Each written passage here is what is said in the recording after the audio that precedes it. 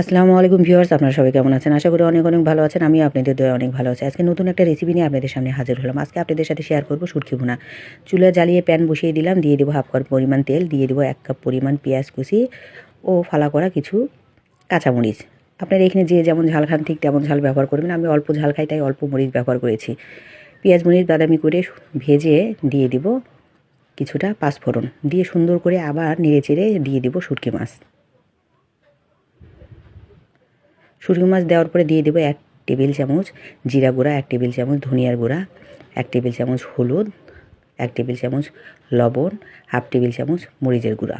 সুন্দর করে নেড়ে কষানোর জন্য ঢাকনি দিয়ে ঢেকে দিব।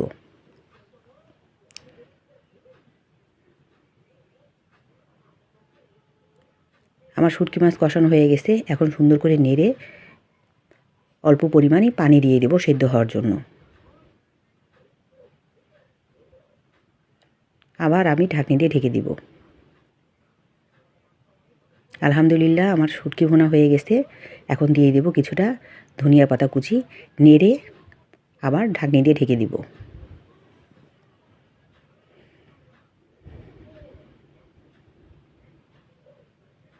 আলহামদুলিল্লাহ আমার শুটকি ভুনা হয়ে গেছে। দেখেন কি লোভনীয় কালার এসেছে, কি সুন্দর। আপনারা সবাই একবার বাসায় ট্রাই করবেন, আশা করি সবার কাছে ভালো লাগবে। আমি এখন শুটকি ভুনা নামিয়ে নেব। আপনাদের কাছে অনুরোধ, সবাই বাসায় একবার হলেও ট্রাই করবেন। আমার বিশ্বাস অবশ্যই অবশ্যই অবশ্যই আপনাদের ভালো লাগবে। আর আমাকে একটা লাইক, কমেন্ট ও ফলো দিয়ে দয়া করে আমার পাশে থাকবেন প্লিজ। নতুন নতুন ভিডিও আপনাদের সাথে শেয়ার করব। খুদা হাফেজ।